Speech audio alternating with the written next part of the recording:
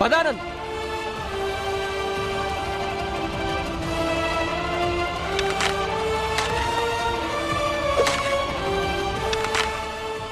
మోహన్, నువ్వు వెళ్ళి వాళ్ళు పారిపోకుండా పట్టుకో. త్వరగా వెళ్ళు. మరో కొట్టండి. కొట్టండి.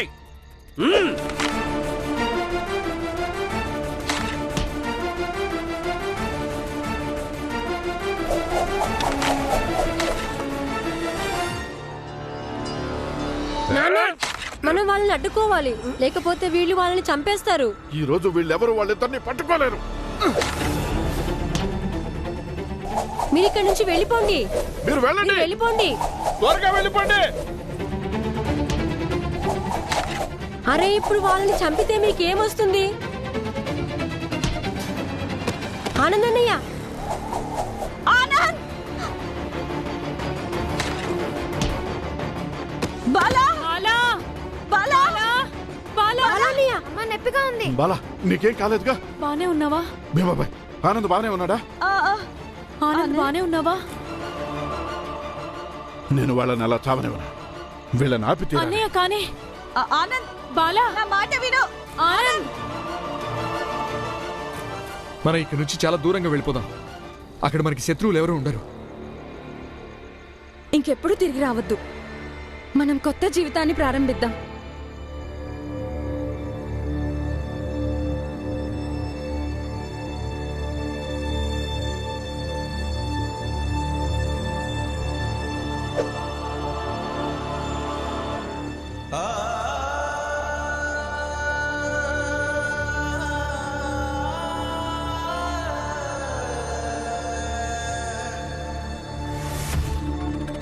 దీనికి ఇదే దూకి మంచి పని చేసింది. లేకపోతే మనం దీని ప్రాణాలతో వదిలేవాళ్ళం కాదు.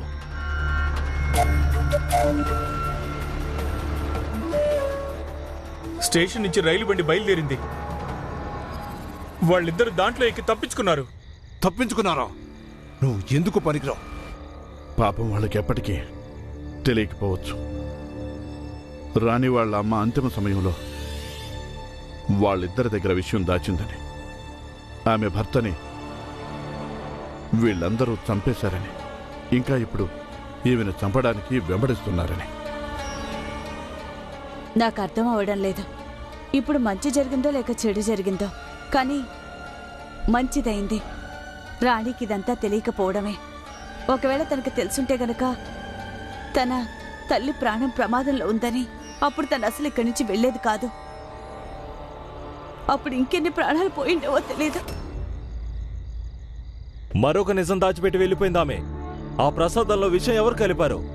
ఆమె చనిపోయింది. పోలీస్ దొర, ఎవరు ఏమైనా అనుకోనివ్వండి, కానీ చివరికి అదే జరుగుతుంది. భగవంతుడు అనుకున్నది, స్వామి అనుకున్నది, ఇంకా మేమందరం అనుకున్నది.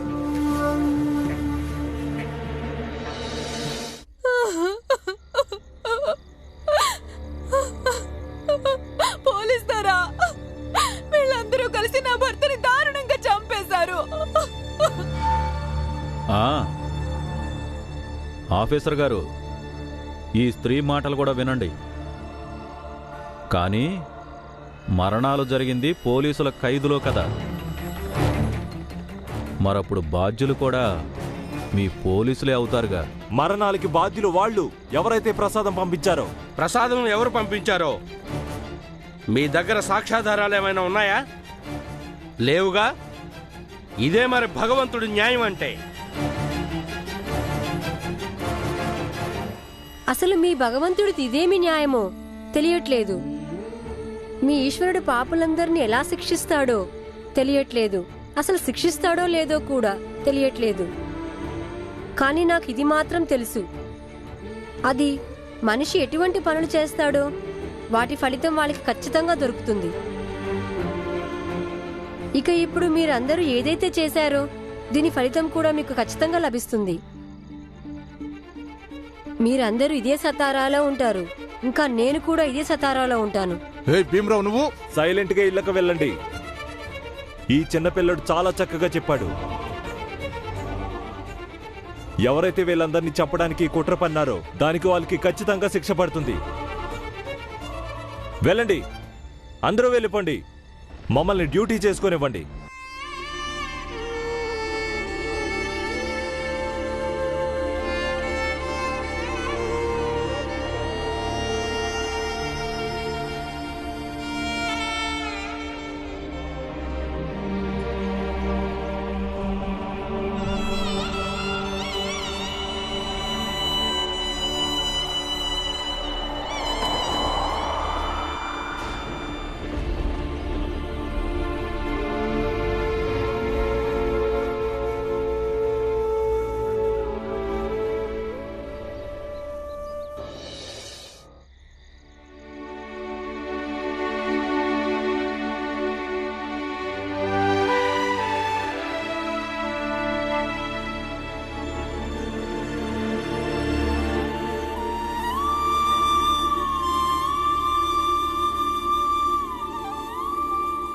నాన్న,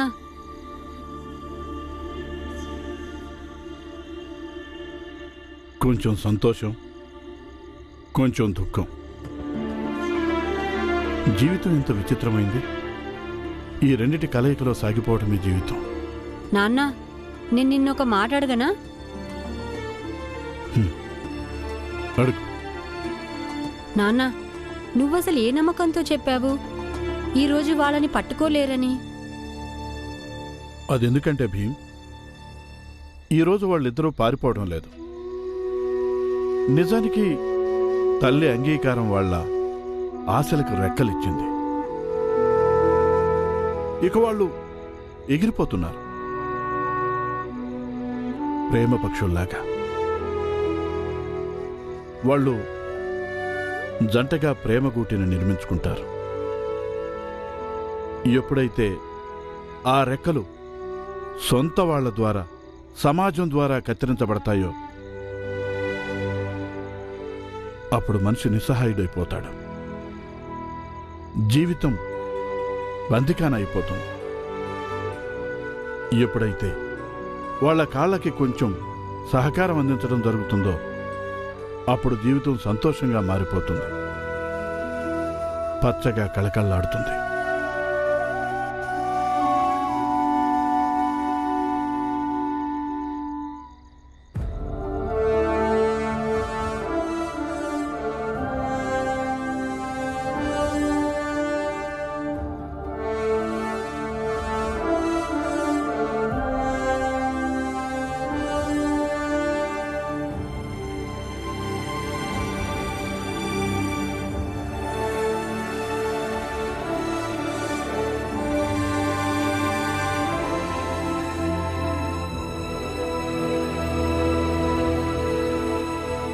భీమ్,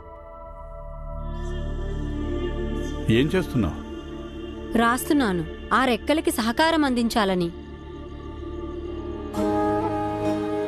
కానీ రాయడం ఎందుకు? ఎందుకంటే నా జీవితంలో కలిసిన వాళ్ళ సమస్యల్ని ఇంకా పరిష్కారాల్ని రెండింటినీ జీవితాంతం గుర్తుంచుకోవటానికి. ఇక ఎప్పుడైనా ఈ సమస్యలు, పరిష్కారాల గురించి రాయడానికి అవకాశం దొరికితే అప్పుడు నేను రాయగలుగుతాను. ఎందుకంటే అందరూ చదివితే వాళ్ళకొక స్ఫూర్తి కలగాలి, ఇంకా సమస్యలతో పోరాడే ధైర్యం కూడా. నాన్న, నేను పెద్దవాడిని అయ్యాక ఖచ్చితంగా అలాంటి పుస్తకం రాస్తాను.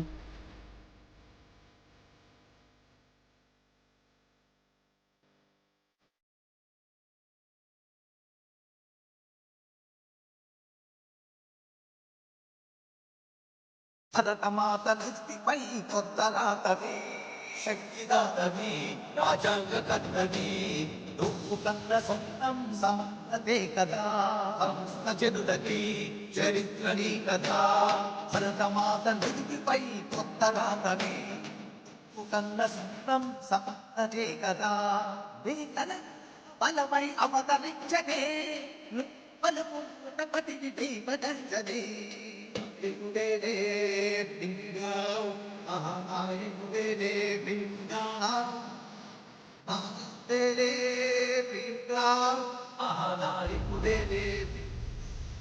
చూపించు.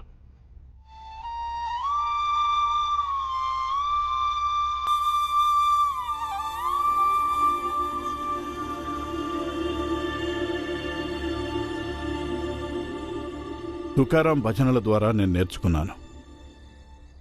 ఒకరిని గౌరవించడం వల్ల బదులుగా వాళ్ళు కూడా నిన్ను గౌరవిస్తారంట. నువ్వు ఇంకా నీ ఆలోచనలు జీవితాంతం ఒకరినొకరు గౌరవించుకుంటూ ఉండండి. ఒక తండ్రిని ఇంకా సమాజ బాధితుణ్ణి రెండూ అయిన కారణంగా నేను నీకు ఇవే దీవెనలిస్తాను, ఇవే ఆశీస్సులిస్తాను. నువ్వొక గొప్ప పుస్తకం రాయాలి. దానివల్ల ప్రజలకి స్ఫూర్తి కలగాలి, ఇంకా పైకి ఎదగడానికి దారి దొరకాలి.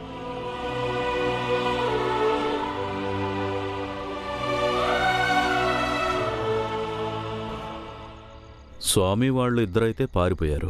ఇంకా రాణి వాళ్ళ అమ్మ అయితే లోయలోకి దూకేసింది. బహుశా చచ్చిపోయి ఉంటుంది. ఇప్పుడు వాళ్ళు మన పరిధి దాటి దూరంగా వెళ్ళిపోయారు. వాళ్ల గురించి ఆలోచించటం దండగా. తల్లికి తన తలరాతలో చావాలని రాసుంది. అలాంటప్పుడు దాన్ని మనమెలా తప్పించగలుగుతాం? అన్నట్టు నేను మీకు చెప్పిన విషయం రేపు ఊరంతా పుకారైపోవాలి. అలాగే స్వామి. అలాగే స్వామి.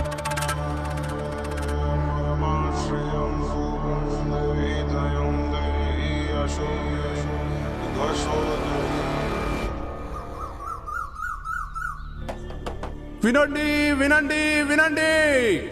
గ్రామస్తులంతా శ్రద్ధగా వినండి. ఎవరు ఎక్కడ ఉన్నారో అక్కడే మీరు మీ మోకాళ్ళ మీద కూర్చోండి. కూర్చొని భగవంతుణ్ణి ప్రార్థించండి. ఇది మన స్వామి వారి ఆదేశం. స్వామివారి ఆదేశం ఇప్పటి నుంచి మొదలుపెట్టి మరుసటి రోజు దాకా సామూహిక పూజా కార్యక్రమాలు నిర్వహించాలని.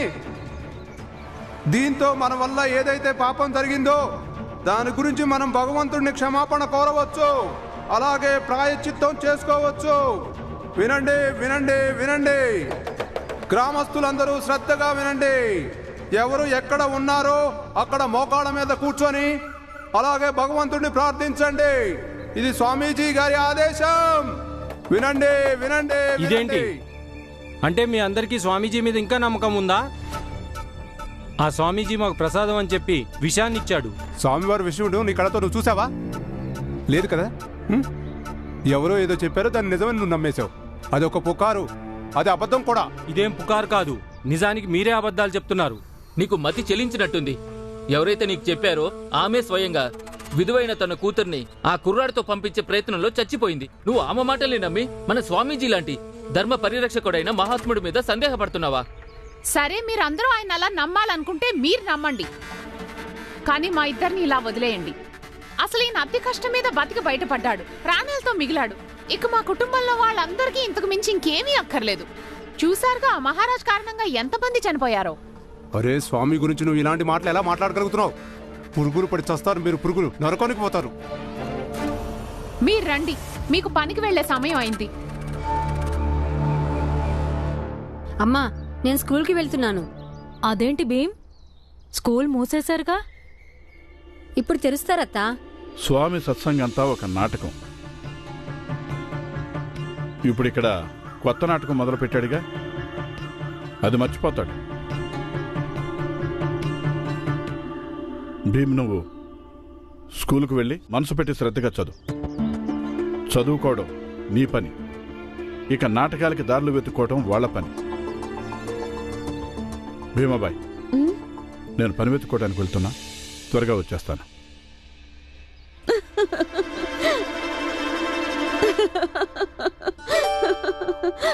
వదినా, చూస్తున్నావా? అరే, తండ్రి కొడుకులిద్దరూ ఎలా ఒకేలా ఉన్నారో చూడు. వాళ్ళ పనులు చేయడానికి ఎప్పుడూ సిద్ధంగా ఉంటారు. అమ్మా, నాన్న కొడుకుని కాబట్టి నాన్నలాగే ఉంటానుగా, కొంచెం నీలాగా కూడా ఉంటాననుకో. నాలాగా కూడా ఉన్నావా? నాకు చెప్తున్నావా నువ్వు? నేను మీ అమ్మన్రా. ఇక్కడే ఉండు, అన్నం డబ్బా తీసుకొస్తాను. ఉండు, వెళ్ళొద్దు. అమ్మా, నేను కూడా భీమ్తో స్కూల్కి వెళ్తాను. ఉండండి, మీ ఇద్దరి కోసం అన్నం డబ్బాలు తెస్తాను. అయితే ఈరోజు పాయసం ఉండాల్సిందే. మామా, నేను కూడా వెళ్తాను. ఇప్పుడు నువ్వెక్కడికి వెళ్తున్నావు? అవునక్క, నువ్వెక్కడికి వెళ్తావు? నేను కూడా చదువుకుంటాను. ఇంకా మంజుల అంతా చెప్పింది నాకు. ఇక్కడ అమ్మాయిలు చదువుకోలేరంటగా, అందుకని చదువుకునేవారు సావిత్రిబాయి ఫూలే గారి విద్యాలయంలో చదువుకుంటారంటగా. అక్కడ విద్యాలయంలో అమ్మాయిలకి వసతి ఏర్పాటు ఉందంట. అందుకే మీరు నన్ను అక్కడికి పంపించండి. నేను అక్కడికి వెళ్ళి చదువుకోవాలనుకుంటున్నాను. చూడు, నువ్వు చదవాలనుకుంటున్నావు, అది మంచి విషయం. కానీ నువ్వు ఇక్కడుండి కూడా చదువుకోవచ్చు. ఇక్కడ నీకు నీ కుటుంబం అంతా ఉంది. ఇక్కడ తులసి మంజులతో పాటు ఉండి చదువుకోవచ్చు. లేదత్తా, మంజుల జీవితం వేరు, నా జీవితం వేరు. నేను చదువుకొని దురాచారాలన్నింటికీ వ్యతిరేకంగా పోరాడతాను. నాలాంటి ఆడవాళ్ళందరికీ సహాయం చేస్తాను. అలా జరగాలంటే నేను అక్కడికి వెళ్లాల్సిందే. మీరు నన్ను వెళ్ళనివ్వండి. చూడు భవ్య, ఇదంతా నువ్వు ఇక్కడ ఉండి కూడా చేయొచ్చు. నాకు తులసి మంజుల ఎలాగో నువ్వు అలాగే. అయినా సమాజ సేవ చేయడానికి ఇళ్ళొదులు వెళ్లాల్సిన అవసరం లేదుగా. అదే కదా. లేదు మామ, ఒకవేళ మీరు నన్ను వెళ్ళనివ్వకపోతే నేను ఏదో ఒక రోజు మీకు చెప్పకుండా వెళ్ళిపోతాను. మీరందరూ కూడా నా కుటుంబమే. అందుకే నేను కోరుకుంటున్నా, నా కుటుంబం నన్ను సంతోషంగా సాగనంపాలని. అప్పుడు నేను ఎక్కడున్నా సరే, సతారాలో జరిగిన ఎన్నో చేదు జ్ఞాపకాల మధ్య నా మనసులో మీ అందరితో గడిపిన మంచి జ్ఞాపకాలు కూడా ఉంటాయి. భవ్య, సరే అక్క, మేము నిన్ను స్టేషన్ దాకా వదిలిపెడతాము. కానీ భీమ్, నానా, నిన్నేగా నువ్వు ఎగరడం గురించి, ప్రోత్సాహం గురించి అన్ని విషయాలు చెప్పావు. ఇంకా నన్ను ఆశీర్వదించావు కూడా. నేను ఏది అనుకుంటే అది అవ్వాలని. నాకేమనిపిస్తుందంటే, భవ్య అక్క ఏదైతే అనుకుంటుందో ప్రస్తుతం తనని అలా చేయనివ్వండి నాన్న. ఎందుకంటే ఇది తప్పనిసరి కాదుగా. తను ఈరోజు ఎలా ఆలోచిస్తుందో అది జీవితాంతం ఆలోచిస్తుందని. కానీ ఈరోజు మంచి ఆలోచన చేస్తుంది కాబట్టి తనని అలా చేయనివ్వటమే మంచిది.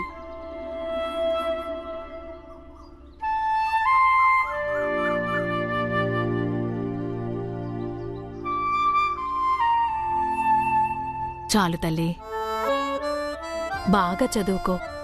నువ్వు అనుకున్నది సాధించు.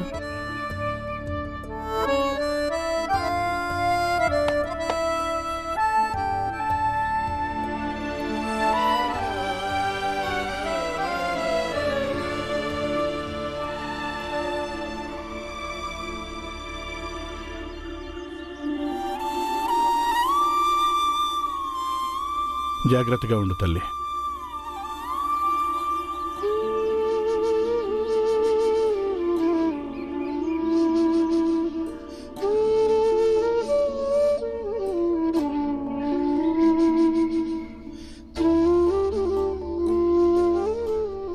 ఇదిగో ఆనంద్, ఇదిగో. రా అక్క, వెళ్ళు.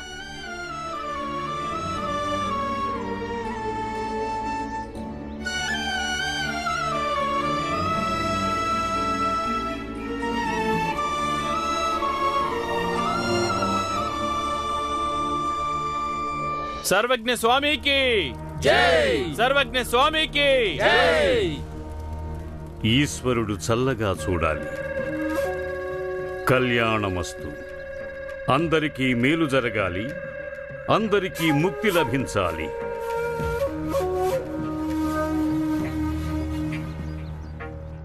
బహుశా విద్యాలయంలో ప్రవచనాలు మళ్లీ మొదలు పెట్టాలనుకుంటాను. అవును స్వామి, ధర్మాన్ని ఎక్కువగా అపవిత్రం ఈ పుస్తకాల్లోని అక్షర జ్ఞానమే చేసింది. అందుచేత సమయం ఉండగానే ఈ చదువు సంధ్యకి బదులు మొత్తం సమాజాన్ని, అందరినీ ధర్మ ప్రేమికులుగా మార్చాలి. అధర్ములందరినీ ధర్మ మార్గంలోకి తీసుకురావాల్సి ఉంటుంది. ఇటువంటి ధర్మ విముఖులందరినీ ధర్మ మార్గంలోకి తీసుకురావటానికి సామ, దాన, దండ, భేద ఏది ప్రయోగించాల్సి వచ్చినా ప్రయోగిద్దాం. స్వామీజీ, మీరు మొదటి నుంచి తప్పుడు మనిషి అని తెలుసు, కానీ ఇప్పుడు వివేకం కూడా లేనట్టు అనిపిస్తుంది. ఏ భీమరావు, నీకేదో కాస్త అక్షర జ్ఞానం లభించేసరికి బాగా పొగరు తలకెక్కింది. అయినా ఇంత గొప్ప స్వామిని వివేకహీనుడంటావా? అవును, ఎందుకంటే స్వామీజీ విద్యకి విరుద్ధంగా మాట్లాడుతున్నాడు. ధర్మం కోసం విద్యని ఆపివేయాలని మాట్లాడుతున్నారు.